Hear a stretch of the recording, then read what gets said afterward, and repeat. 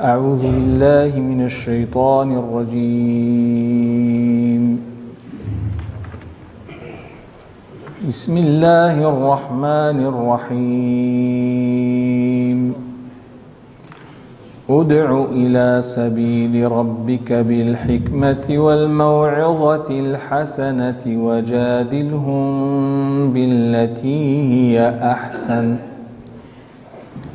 إن ربك هو أعلم بمن ضل عن سبيله وهو أعلم بالمهتدين. وإن عاقبتم فعاقبوا بمثل ما عوقبتم به ولئن صبرتم لهو خير للصابرين. واصبر وما صبرك إلا بالله ولا تحزن عليهم ولا تك في ضيق مما يمكرون إن الله مع الذين اتقوا والذين هم محسنون. اللهم اجعلنا من المحسنين. بسم الله الرحمن الرحيم. الحمد لله رب العالمين، نحمده تعالى ونشكره ونستهديه ونستغفره ونتوب إليه ونعوذ بالله من شرور أنفسنا وسيئات أعمالنا. من يهد الله فلا مضل له ومن يضلل فلا هادي له ونشهد أن لا إله إلا الله وحده لا شريك له ونشهد أن محمدًا عبده ورسوله وصفيه وخليله ومجتباه من خلقه صلوات الله وسلامه عليه إلى يوم الدين. أما بعد، فيا أيها الإخوة البررة الكرام، كيف يمكن للإنسان المسلم أن يحيا مسلماً بين إخوانه من بني البشر؟ ده سؤال نطرحه ونحاول أن نجيب عليه. Comment un musulman fier de sa foi et de son islam peut-il et doit-il vivre en communauté avec ses frères, êtres humains comme lui? Cette question se pose avec beaucoup plus d'acuité quand le musulman est amené à vivre dans une communauté multiconfessionnelle. Quand il vit dans une communauté à majorité musulmane, à la limite, on serait tenté de dire que la question ne se pose pas. Il va de soi que le prophète sallallahu alayhi wa sallam nous a indiqué un certain nombre de règles à respecter quand nous vivons en communauté. Parmi ces règles, لا يؤمن أحدكم حتى يحب لأخيه ما يحب لنفسه.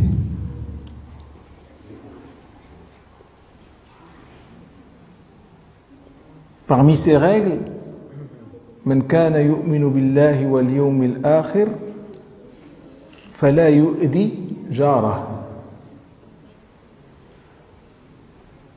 من كان يؤمن بالله واليوم الآخر فليكرم ضيفه من كان يؤمن بالله واليوم الآخر فليقل خيرا أو ليصمت. Oui, ce sont des règles qui nous paraissent, dirais-je, simples et évidentes. Mais est-ce que nous les mettons en œuvre dans notre quotidien ou pas? C'est là où on se pose la question. Donc, quand le musulman vit dans une communauté musulmane, à majorité musulmane, à la limite, le problème ne se pose pas. Quoique, en vérité, il se pose.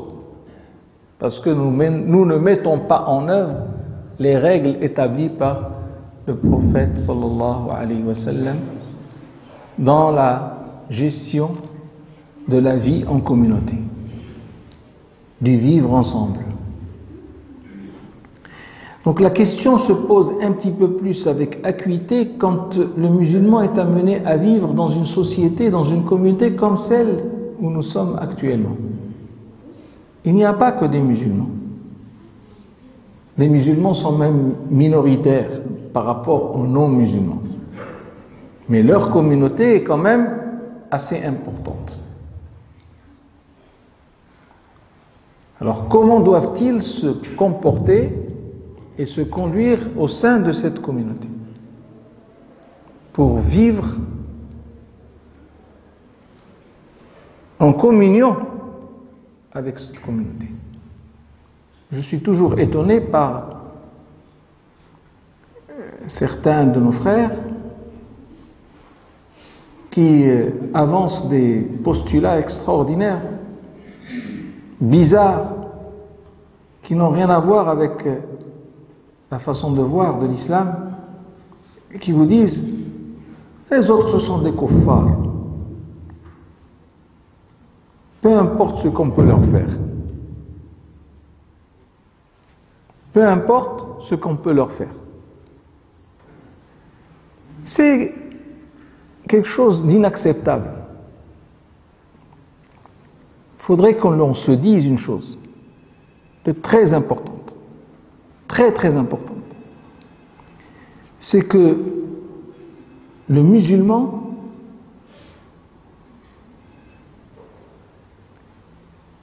quand bien même serait-il convaincu de la justesse de sa foi, il ne doit jamais mépriser la foi de l'autre. Quand bien même serait-elle caduque à ses yeux. Parce que lui, il croit que c'est sa foi qui est la meilleure. Mais il faut que tu te dises que celui qui est devant toi, en face de toi, lui aussi, il croit, dur comme fer, que sa foi est la meilleure. Pourquoi tu veux lui enlever sa croyance et lui imposer la tienne? Pourquoi? De quel droit tu fais ça? Si toi tu es convaincu, lui aussi il est convaincu. Et à ce moment-là, entre vous deux, il y a un dialogue qui s'installe. Et c'est à celui qui aura les meilleurs arguments, les arguments les plus solides pour convaincre l'autre de la justesse de ce à quoi il croit. الأساس في الحوار وفي مخاطبة الناس ولو أنك تظن بل تعتقد اعتقادا جازما أن الذي تؤمن به هو الحق ينبغي أن تضع نفسك في مكان الآخر الذي تحاوره وتقول مع نفسك هو أيضا يعتقد اعتقادا جازما بأنه على حق. ولهذا ليس من حقي أن أنزعه حقه، وليس من حقي أن آخذ منه ما يعتقده وأضع مكانه ما أعتقده أنا. اللهم إذا دار بيني وبينه الحوار وكنت أقوى منه وأصلب منه في الحجج والبراهين التي آتي بها، هنالك الحمد لله جاء الحق وزهق الباطل إن الباطل كان زهوقا. وفي هذا الصدد وجهنا ربنا تبارك وتعالى إلى قاعدة من أعظم القواعد في محاورة الآخر والعيش معه في جو واحد وفي ميدان واحد، حين قال وخصوصا أهل الكتاب: ولا تجادلوا أهل الكتاب إلا بالتي هي أحسن. ولا تجادلوا إلا، ما عندكش، ليس لك اختيار في الحوار إلا أن يكون جدالك بالتي هي أحسن.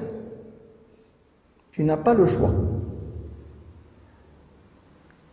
Tu n'as pas le choix dans ton dialogue avec l'autre que de lui parler de la meilleure manière et de dialoguer avec lui de la meilleure manière et de débattre avec lui de la meilleure manière. Il n'y a pas d'autre solution, parce qu'il a dit « wala illa ». C'est-à-dire, le dialogue ne peut être que de la meilleure manière. D'accord ? Et donc, tu n'as pas le choix. Le seul choix qui existe, c'est de dialoguer de la meilleure manière et de choisir les termes qu'il faut pour aboutir à une solution et un résultat convenable à la fin. D'accord. Maintenant, si on veut discuter de la manière de vivre en général, on peut la décliner en 3 grands axes. La première, je vis avec l'autre, je suis en lien avec lui, donc je lui parle. La deuxième, je vis avec lui dans un même quartier, dans un même bureau, dans un même lieu, quel qu'il soit. Donc, il y a des conduites qui vont se produire entre nous deux. Ça, c'est le deuxième axe. Comment je me comporte, comment je parle, comment je me comporte avec lui. Et le troisième axe, qui est très très important, c'est celui de comment je me comporte avec moi-même. Quel est l'exemple que je donne de ce à quoi je crois? Et ça, c'est le plus important finalement. Parce que déjà, quand tu parles, tu peux faire des erreurs. Parfois, une parole mal placée, un petit peu déplacée, peut t'échapper. Tu peux faire marche arrière et t'excuser. On va y revenir. Dans le comportement, la même chose. Tu peux éventuellement, de temps en temps, te comporter de manière obscène, de manière inadaptée, et repartir vers la personne à qui tu as fait du tort et lui dire je m'excuse. Mais là où le bas blesse, c'est quand tu te comportes tout seul avec toi-même en donnant une image falsifiée de ce que tu prêches.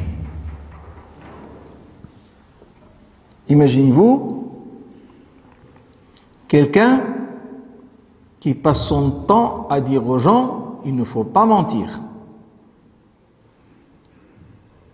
Et à la première occasion, il diffuse le mensonge comme pas possible. Quelle est l'image qu'il va donner de lui-même et quelle est l'image qu'il va donner de ceux qu'il prêche? Insan يدعو الناس إلى الصدق. الصدق كل الناس يحبه مسلم وغير مسلم حتى المجرمون يحبون الصدق لأن الصدق هذه خصلة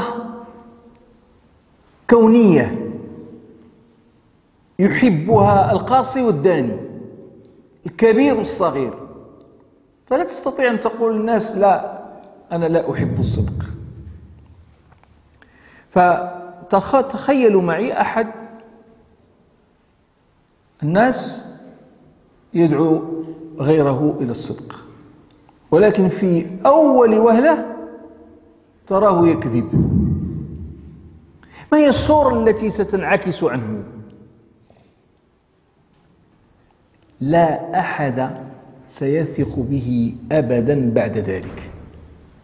Il n'aura plus aucune crédibilité.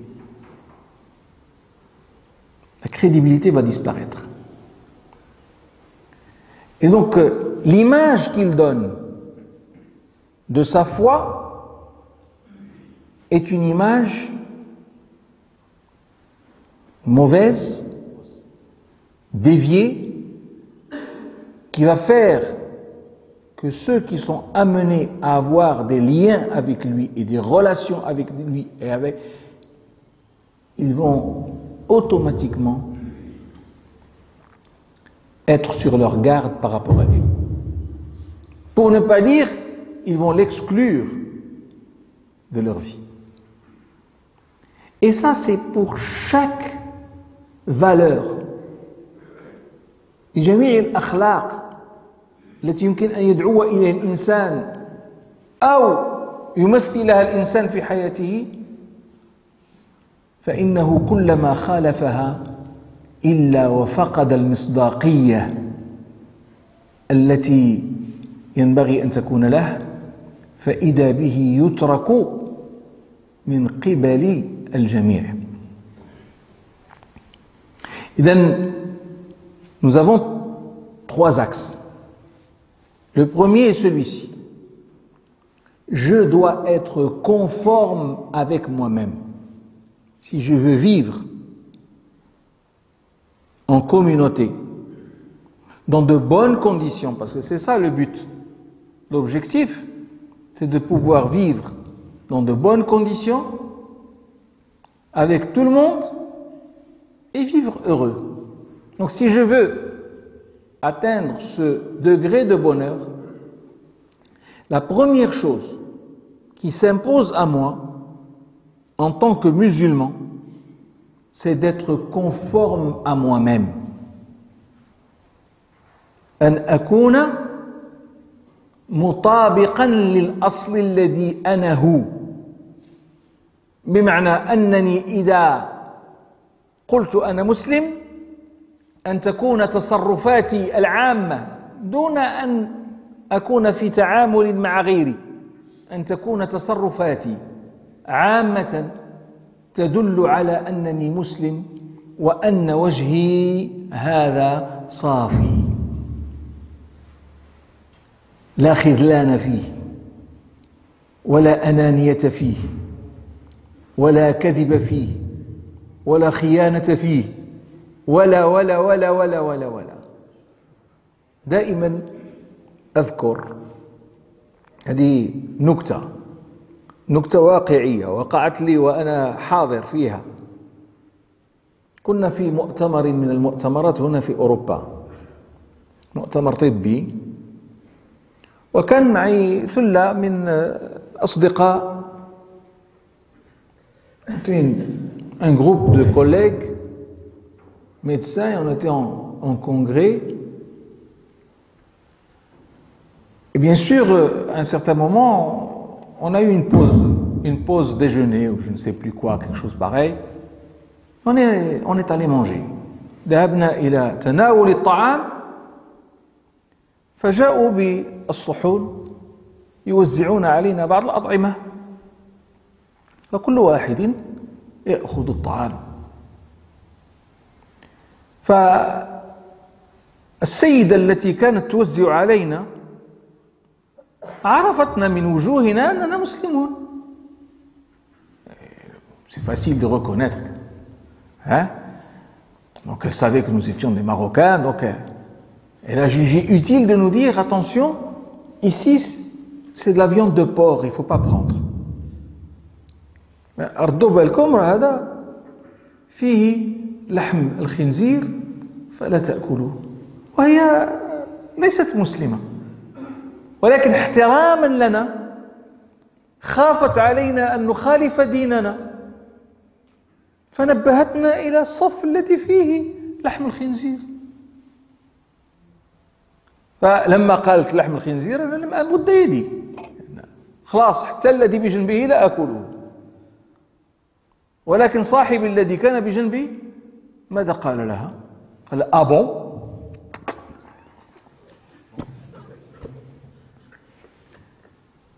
حسبنا الله ونعم الوكيل. L'image que tu donnes de toi-même, c'est comme si elle lui avait dit oui tu peux prendre, alors que elle, c'est par respect qu'il lui a dit attention c'est de la viande de porc, et lui il a trouvé le moyen de dire ah bon, et il a mangé le premier, il a pris le deuxième. Quelle image! Cette dame, j'allais dire presque une bêtise. J'allais dire, cette dame, Allah yardi alayha. Cette dame, comment elle va regarder ce monsieur? Quelle est l'image qu'il a donnée de lui-même et comment elle va le mépriser par la suite? Comprenez? Donc, dans le vivre ensemble, la première des choses que nous devons veiller à garder, à protéger, c'est l'image que nous reflétons de notre foi. Être conforme avec soi-même, la conformité avec soi-même. Ça, c'est la première chose et c'est très, très, très, très important. Après, une fois qu'on arrive à être conforme avec soi-même, on gagne beaucoup de terrain.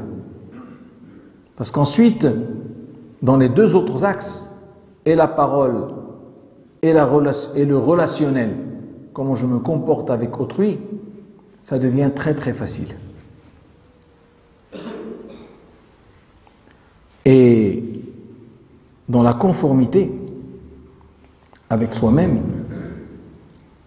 on ne peut passer sous silence un hadith qui me tient à cœur.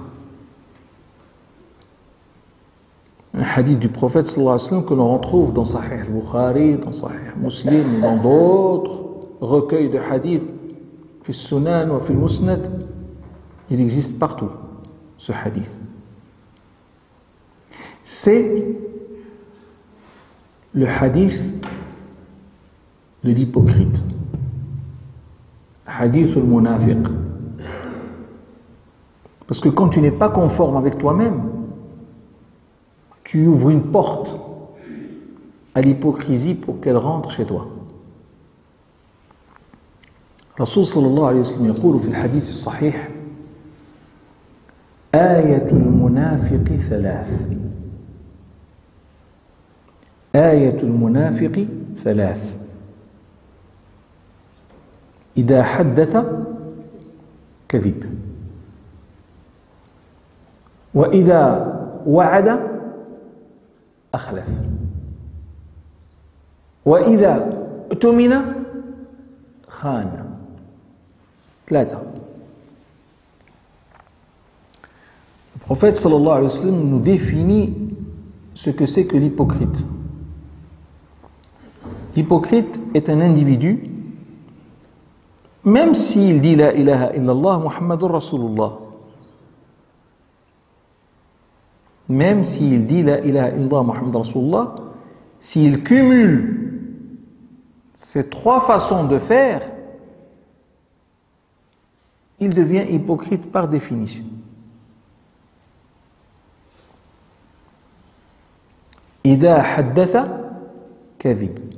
Quand il parle, il ment.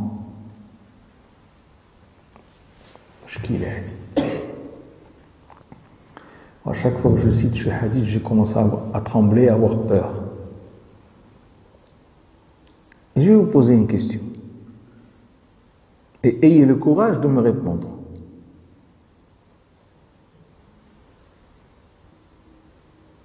Qui parmi vous n'a jamais menti?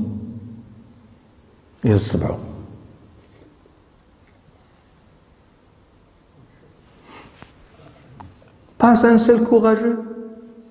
Vous savez, si jamais il y a quelqu'un parmi vous qui lève le doigt, il aura menti.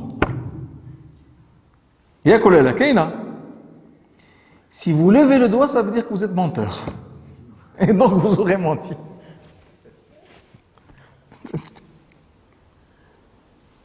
Malheureusement, nous passons notre temps à donner une fausse image de ce que nous sommes. Et avec ça, tu ne peux pas vivre en synergie et en symbiose avec le monde qui t'entoure. نحن إخواني أخواتي نحتاج في هذا الوقت بالذات إلى الصدق ثم الصدق ثم الصدق. صدق مع الله وصدق مع العباد وصدق مع النفس. Et ça,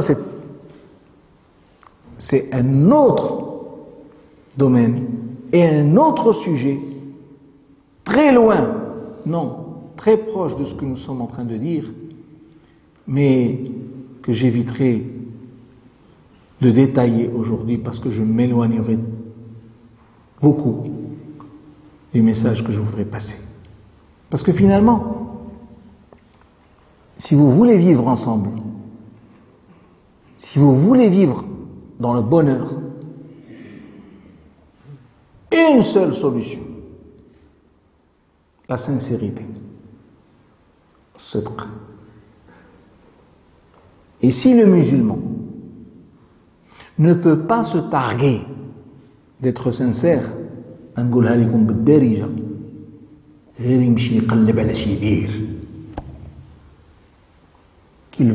et c'est en français, c'est qu'il aille se faire foutre. Le musulman qui n'est pas sincère dans sa foi, avec l'autre et avec lui-même, je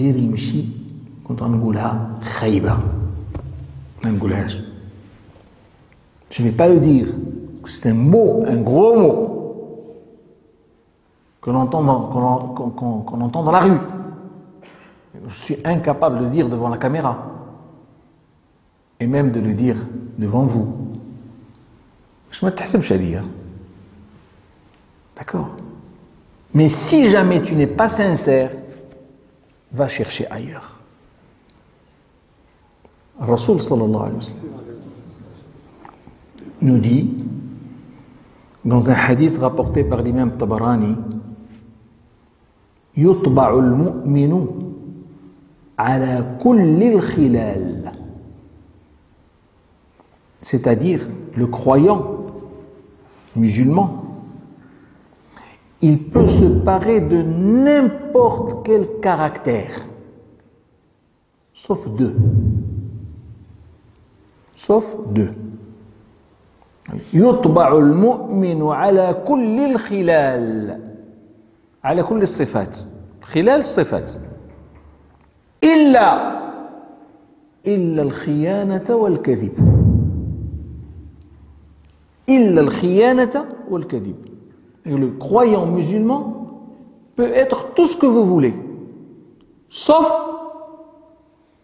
traître et menteur. La traîtrise et le mensonge ne se conjuguent pas avec la foi en Allah. سئل الرسول صلى الله عليه وسلم هل يكون المؤمن جبانا? Est-ce que il a été interrogé et on lui a demandé, est-ce que le croyant peut être peureux? Il a dit oui, bien sûr. Je vois un berger allemand qui vient en courant vers moi, j'ai peur. Et si c'est un tigre ou un lion, c'est pire. D'accord? هل يكون المؤمن جبانا؟ قال نعم. قال هل يكون المؤمن بخيلا? Est-ce que le croyant peut être avare? قال نعم. Oui, il peut. Et la troisième, il a dit هل يكون المؤمن كذابا؟ قال لا. Est-ce que le croyant peut être menteur? Il a dit non. Parce que ça ne se conjugue pas. C'est antinomique avec la foi. Et quand tu es menteur, tu ne peux pas vivre en communauté. Tu vis à l'écart de la communauté. Tu vis dans ton monde en attendant d'être démasqué, et une fois démasqué, tu seras mis à l'écart. Et chacun sera mis à l'écart proportionnellement au degré de ses mensonges. Et au fur et à mesure qu'il est démasqué. Il y a des gens qui mentent très très bien. Il y a des gens qui mentent de manière professionnelle. Et ils n'apparaissent pas. Pendant des années, pendant des mois, pendant des années, pendant des décades. Mais le jour où ils sont découverts, ils tombent de très haut. شوف الرسول صلى الله عليه وسلم قبل أن يبعثه الله تبارك وتعالى رسولا للعالمين بماذا عرف؟ عرف بالصادق الأمين. لم يعرف بصلاته ولا بتحنته، بل كان إذا ذهب إلى حراء ليتحنت وليتعبد وصفوه بالأحمق، ووصفوه بأشياء غريبة جدا، ولكنه كانوا يصفونه بالصادق الأمين، لأنه إذا أعطيت له الأمانة لم يخنها، وإذا تكلم لم يكذب.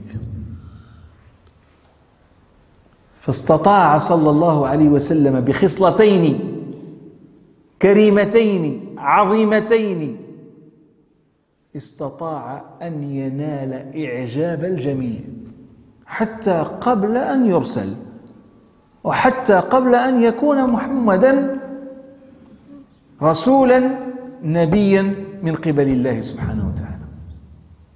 أما لما أرسل فحدث ولا حرج، فالناس أصبحت تحبه محبة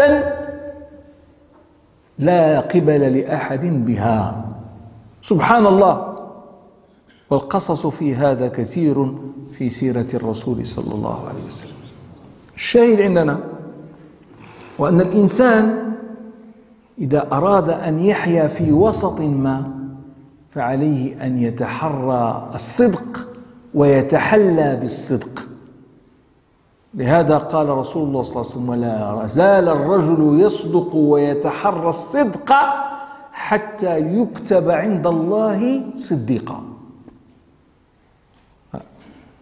Plus tu es sincère et tu cherches la sincérité, et plus Allah subhanahu wa ta'ala t'inscrira et inscrira ton nom parmi les véridiques.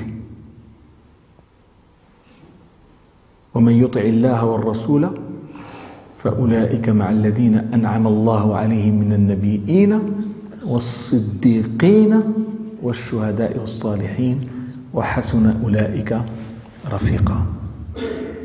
Ça c'est très très important. C'est l'image que tu donnes de toi par ton comportement avec toi-même. Qu'est-ce que toi tu es? C'est la première chose à marquer, la première chose à manifester dans le vivre ensemble. Je suis croyant, je laisse paraître cette foi comme il se doit. Ensuite, il y a les deux autres axes qui sont tout aussi importants mais qui découlent du premier. Le deuxième axe, c'est ma relation avec les autres. Dans le vivre ensemble, Rasul sallallahu alayhi wa sallam dit ابتسامتك في وجه أخيك صدقة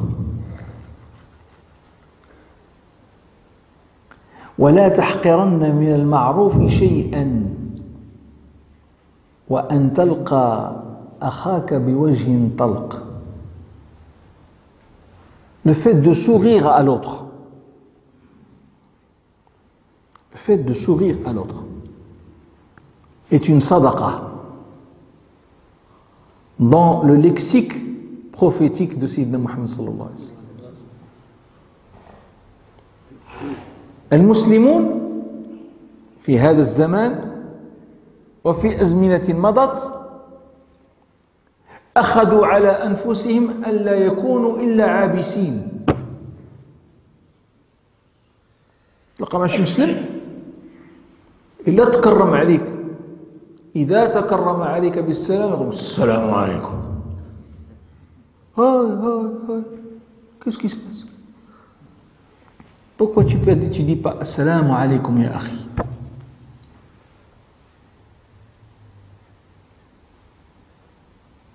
Rasul sallallahu alayhi wa sallam يقول إذا أحب أحدكم أخاه فليعلمه.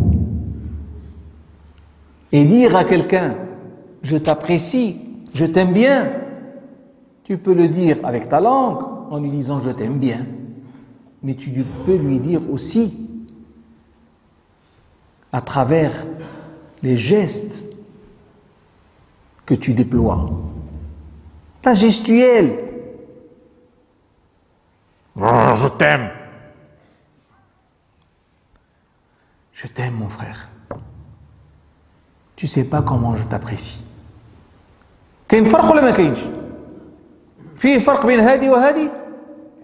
فيه فرق كبير. Donc la gestuelle, l'expression du visage. ولو أن تلقى أخاك بوجه طلق لا تحقرن من المعروف. C'est quelque chose de très très important, le ma'rouf.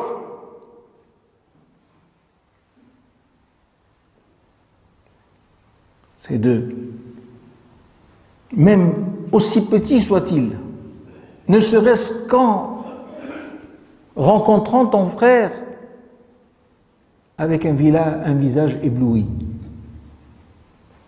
un visage radieux. Pourquoi tu le abasa wa tawalla? أن جاءه الأعمى. C'est quoi ça? C'est un reproche. C'est pas une éloge qui est faite par Dieu à Sayyidina Muhammad sallallahu alayhi wa sallam lorsqu'il a reçu Abdullah ibn Maktoum. Il est venu lui demander, lui poser une question, et lui il était occupé avec les gens d'une certaine classe sociale assez importante.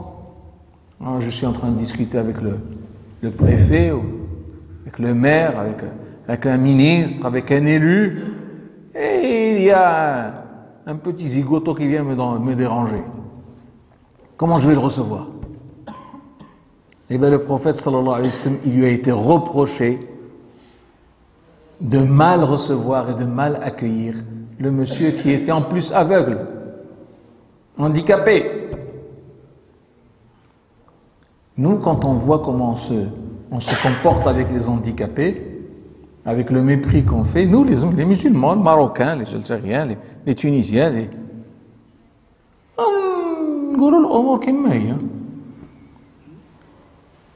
L'autre jour, on nous a fait une rampe pour les handicapés dans l'immeuble où j'habite. Une rampe comme ça. Et qui fait 2 mètres. 2 mètres de long. Comment veux-tu qu'il descende avec sa chaise, ce monsieur? Quand tu sors ici dans la rampe qu'il y a ici à la sortie de la mosquée, et tu trouves le premier virage, le deuxième virage et le troisième virage. Parce que les gens qui ont construit, c'était pas des musulmans. Inna lillahi wa inna ilayhi raji'un. Et nous, on a des rampes comme ça. À l'hôpital, on a des rampes comme ça. C'est pour bien remplir les urgences. Avec les handicapés. Hasbunallah wa ni'mal wakil. D'accord?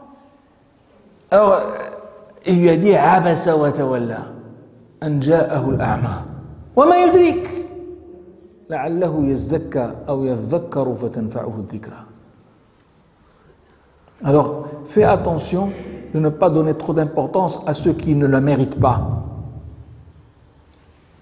Et donne cette importance à ceux qui peut-être la méritent et de qui tu peux tirer beaucoup de choses de positif. C'est ça l'essentiel.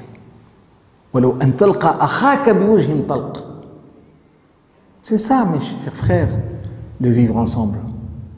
Maintenant, le problème qui se pose, vous allez me dire, et je sais que cette question vous taraude la tête et l'esprit. Vous allez me dire, oui, mais bien sûr, mais là on est dans une communauté multiconfessionnelle. Ça c'est avec les musulmans, je peux me comporter avec eux de cette manière. C'est mon frère que je dois rencontrer avec le sourire. Mais les autres, eh bien détrompez-vous. Si vous dites ça, ça veut dire que vous n'avez rien compris. Et je vous explique. Rasul sallallahu alayhi wa sallam nous dit dans un hadith sahih rapporté par l'imam Muslim et l'imam Tirmidhi, Abi Huraira, c'est lui qui rapporte le hadith qui a été relayé par Muslim et Tirmidhi et d'autres. Il nous dit, c'est une partie de hadith. كل المسلم على المسلم حرام دمه وماله وعرضه.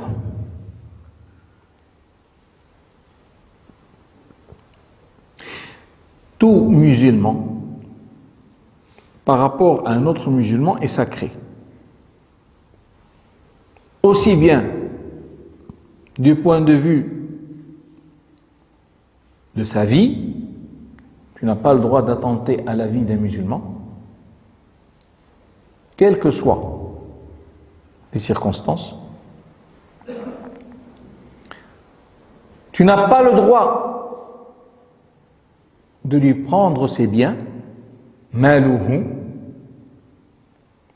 et tu n'as pas le droit de lui porter préjudice au niveau de sa famille et au niveau de ses proches. Damuhu wa maluhu wa irduhu. Vous allez me dire, ah, encore une fois, c'est le musulman. Si ce n'est pas un musulman, je fais ce que je veux avec lui. C'est ça, Yak. C'est faux. Parce que le prophète sallallahu alayhi wa sallam, quand il a dit Kullul muslimi ala al-muslim haram, il parlait de la communauté dans laquelle il vivait. C'est une communauté à 100% musulmane. Et les autres qui n'étaient pas musulmans étaient des ennemis déclarés des musulmans. Donc ils étaient en guerre avec eux. Les juifs, les polythéistes, etc., etc. Par contre, pour peu qu'il y ait un pacte de paix avec ces gens qui sont supposés être en guerre avec les musulmans, ces gens-là deviennent exactement comme des musulmans. Et ils sont régis par le pacte de paix qu'il y a entre eux et les musulmans.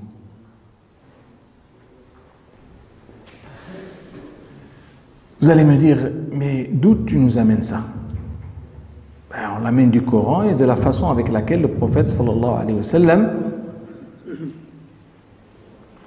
agissait. Il y a plusieurs paragraphes dans le Coran qui nous intiment de respecter nos pactes avec les autres, quel que soit ce pacte. Et si jamais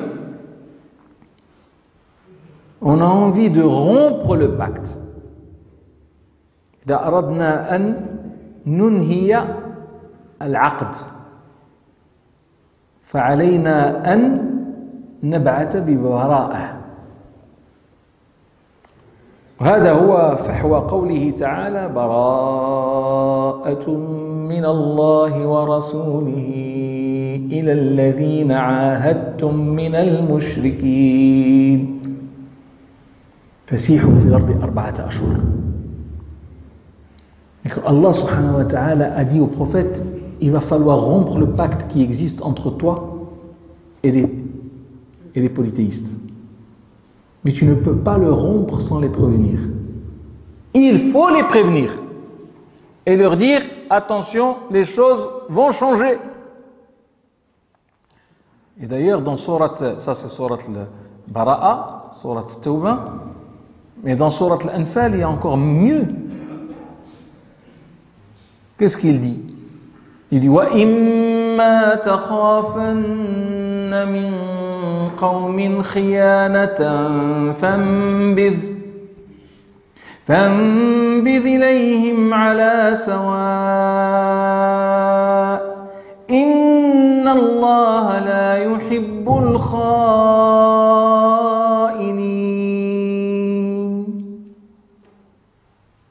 Tu n'as pas le droit d'être traître même avec tes pires ennemis.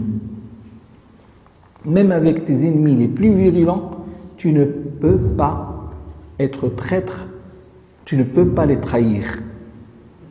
La yajuzu lak. Même si tu pressens que eux ils vont te trahir et trahir le pacte qui te lie à eux, ne fais pas le premier pas. Et ne va pas à la trahison en premier pour leur dire que je suis au courant de ce que vous êtes en train de tramer et de comploter. Non, va vers eux et dis-leur le pacte qui est entre nous est rompu. Maintenant, prenez attention, je ne vais plus le respecter. Aliya. وَإِمَّا تَخَافَنَّ مِنْ قَوْمٍ خِيَانَةً فَانبِذْ إِلَيْهِمْ عَلَى سَوَاءٍ. يا أيها الذين آمنوا أوفوا بالعقود. Le premier verset de Surat al-Ma'idah. Et le troisième, pardon. يا أيها الذين آمنوا لا تحلوا شعائر الله ولا الشهر الحرام ولا الهدي ولا القلائد ولا آمين البيت الحرام يبتغون فضلا من ربهم ورضوانا وإذا حللتم فاصطادوا. شوف شنو قال: ولا يجرمنكم شنآن قوم أن صدوكم عن المسجد الحرام أن تعتدوا وتعاونوا على البر والتقوى. Avec qui on va ta'awan al-birri wa taqwa? Avec ceux qui les ont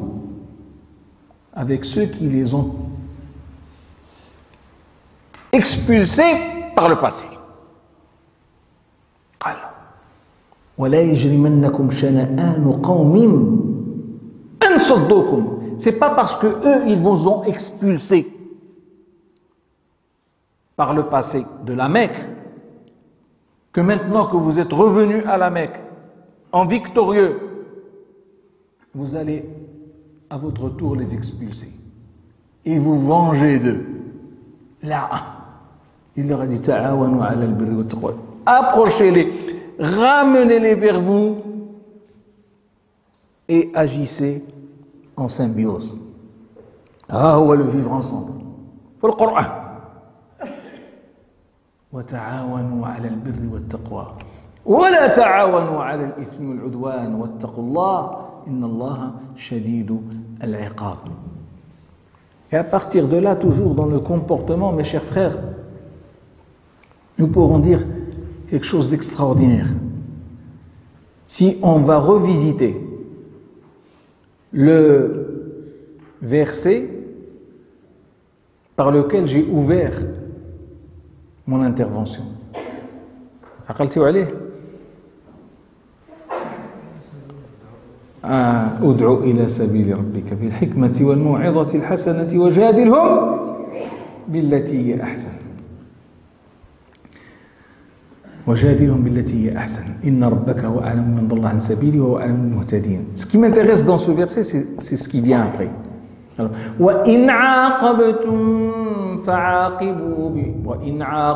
فعاقبوا بمثل ما عوقبتم به ولئن صبرتم لهو خير للصابرين. Il y a des gens qui sont des musulmans qui sont venus il y a 2 ou 3 décennies ou 4 en France, en Europe en général, ils ont émigré pour venir gagner leur vie. C'est bien. Et ils ont bien gagné leur vie. Certains ont bien primé avant de se faire une place dans la société. D'autres ont été bien maltraités. Il faut le reconnaître. On ne dit pas le contraire. Parce qu'il y avait la mentalité du plus fort, et il y avait une main-d'œuvre qui est arrivée, qui avait besoin de là, et donc il y en a certains qui ont profité de d'autres. Après, il y a eu une évolution, et les gens se sont installés, ils ont fait leurs enfants, leurs petits-enfants, et ils sont devenus européens à part entière. Allah yakammil bi khair. Mais ce n'est pas une raison qu'une fois devenu européen à part entière, je me remémore ce qu'il y a eu avant et décide de reprendre tout ce que j'ai pu perdre par le passé, d'une manière ou d'une autre. بالمظاهرة ولا بالانقلاب ولا بالصداع. Non. وإن عاقبتم فعاقبوا بمثل ما عوقبتم به. Si vous voulez vous venger de quoi que ce soit, vengez-vous exactement de façon proportionnelle à ce que vous avez pu subir par le passé. Ça veut dire que pour être plus palpable et concret. Il y a mon frère qui est devant moi. J'ai eu un petit différend avec lui. Et on a élevé les voix, chacun a élevé sa voix, et à un certain moment, il m'a donné un coup de poing. Ah, c'est une image, il n'a rien fait, parce qu'il n'a pas regardé. Au contraire. Supposons qu'il y a deux personnes qui se sont battues. L'une a donné à l'autre un coup de poing. Comment doit réagir l'autre? Celle qui a reçu le coup de poing. Est-ce qu'elle doit réagir en donnant 2 coups de poing avec 3 insultes de plus? Pour bien se venger. Khalini nbrd ghdaidi. Tu vois là? Chimara, on était en pèlerinage, Hajj.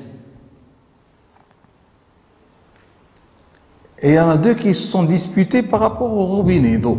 Ils voulaient faire le wudu. Et 2 se sont disputés qui allait passer le premier. Pour l'eau, pour le robinet. Ils ont tous les 2 l'eau. Ils se sont disputés qui allait passer en premier. Et il y a l'un qui a dit à l'autre, شوف والله أنا راح جيت العام الآخر والله تنسبل عليك هاد الحجة هادي. Ça, je l'ai entendu de Hasbunallah. Et bonjour la bagarre, en plein Hajj.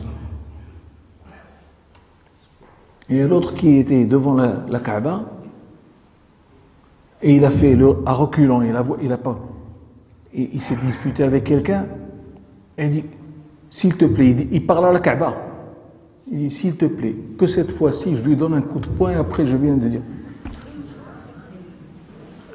Inna lillahi wa inna ilayhi raji'un. وإن عاقبتم فعاقبوا بمثل ما عوقبتم به. Mais le top, ولئن صبرتم لهو خير للصابرين. La meilleure manière de vivre ensemble et de vivre dans la bonne ambiance, c'est de te parer, toi, en tant que musulman, du pardon et de l'indulgence. Ferme les yeux sur beaucoup de choses. Et au lieu de te miner le cerveau et l'esprit par le désir de vengeance, au contraire, occupe-toi par les invocations de Dieu et occupe-toi par le dhikr. C'est ce qu'il y a de mieux à faire. Vous voulez un exemple? Dans le Coran. Est-ce que quelqu'un dans la vie, sur terre, a subi ce qu'a pu subir Sidna Muhammad sallallahu alayhi wa sallam? Personne. Celui qui a le plus subi les sévices des autres, هو سيدنا محمد صلى الله عليه وسلم. سيد الخلق. إمام المرسلين. أحب الخلق إلى الله. Il a subi ce que ne peut subir personne d'autre. دازوا عليه المصائب. Et pourtant, à aucun moment, Allah subhanahu wa ta'ala ne lui a demandé, une fois qu'il a eu le dessus sur ses adversaires, لما انقلبت الأمور وتداولت الأيام وأصبحت لصالحه, à aucun moment Allah ne lui a dit ou ne lui a recommandé de se venger. Au contraire, même au moment où il était le plus persécuté, il lui a appris quelque chose d'extraordinaire. Il y a encore mieux dans le Coran.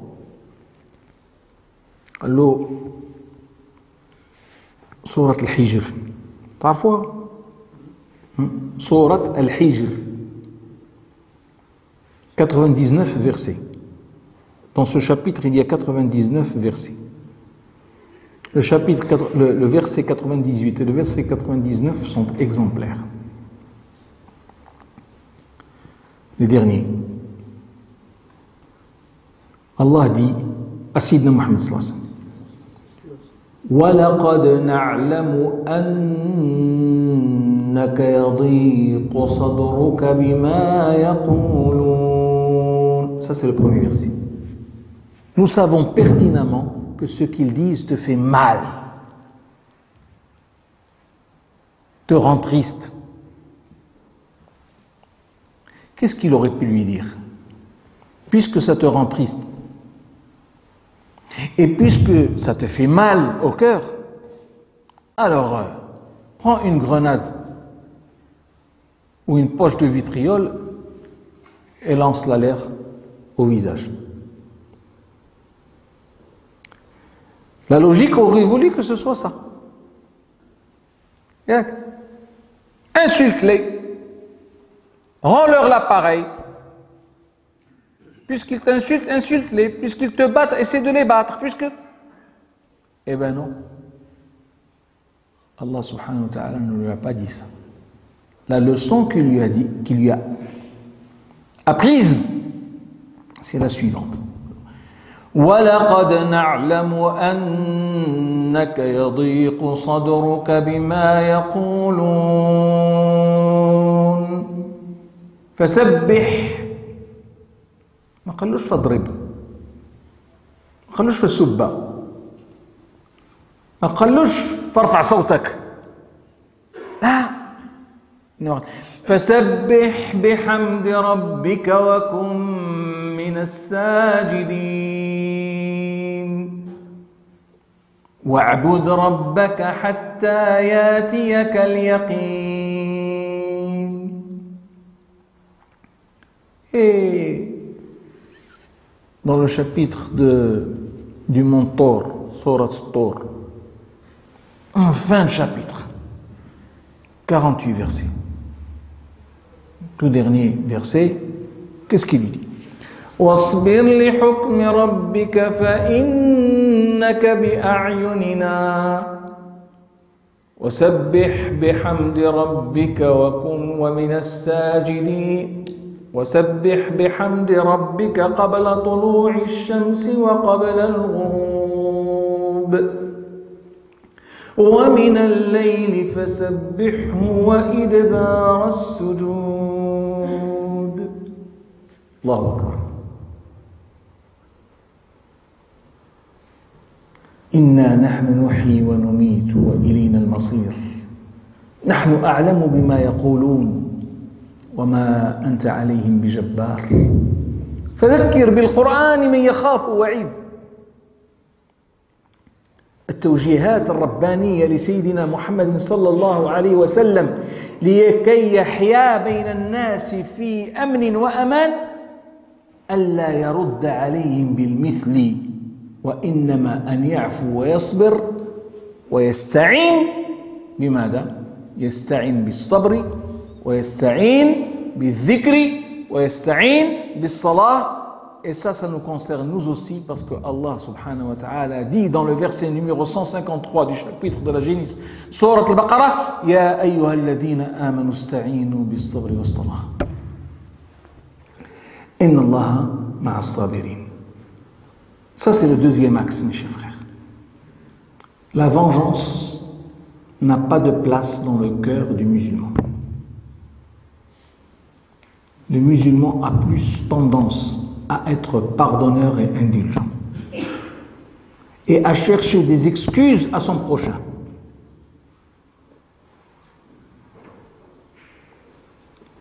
Et quand on dit Kull muslimi ala al-muslimi haram, dans une société comme la nôtre, ici en France, en Europe, qui est multiconfessionnelle, on ne peut pas dire Kull muslimi ala al-muslimi haram. On doit dire كل المواطن على المواطن حرام. كل المواطن على المواطن حرام. Chaque citoyen est sacré par rapport à un autre citoyen. Nous sommes tous égaux devant la loi. Peu importe de quelle loi il s'agit. L'essentiel, c'est d'être égaux. Et ensuite, moi en tant que musulman, je m'en réfère à Allah. Si jamais cette loi ne me donne pas droit, je ne me révolte jamais au-delà de ce qui m'est permis.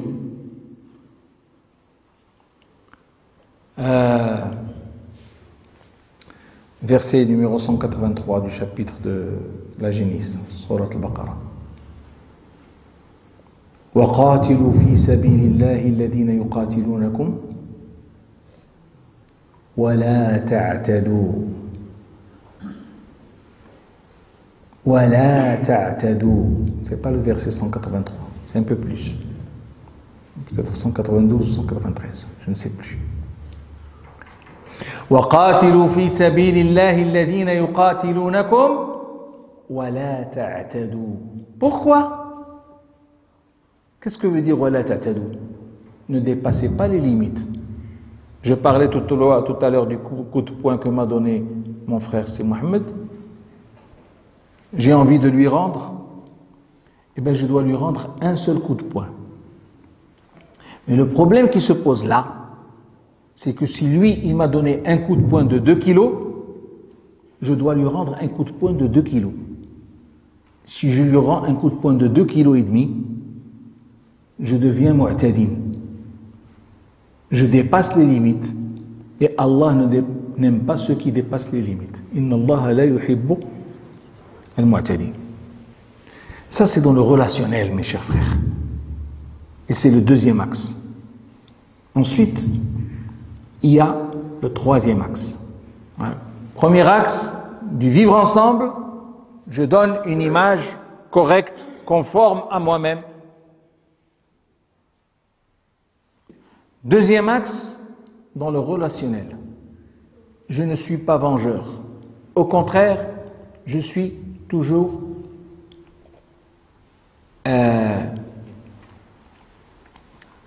je cherche toujours la communion et la symbiose dans ma relation avec l'autre. Quitte à être indulgent, pardonneur, peu importe. Et le troisième axe, c'est l'axe de la parole. Et l'axe de la parole, c'est quelque chose qui peut nous prendre des heures et des heures. Faites attention à ça. On peut revoir ce qu'on a dit hier à Vigneux, pour savoir de quoi il s'agit. D'ailleurs, c'est déjà sur Internet, donc on peut le visionner. La parole est très, très, très dangereuse. Comment j'adresse la parole à l'autre? Et c'est une des bases du vivre ensemble. Si à chaque fois je dois insulter l'autre, si à chaque fois je dois lui parler d'une mauvaise manière, si à chaque fois je dois lui adresser la parole avec mépris, khalas, il n'y a plus de vivre ensemble. Peu importe, je le répète et j'insiste, peu importe qu'il soit musulman ou pas musulman, parce que tu vis dans une communauté qui est régie par un pacte de vivre en paix. Si tu n'es pas content et si tu n'es pas convaincu par ce pacte, allez, dégage.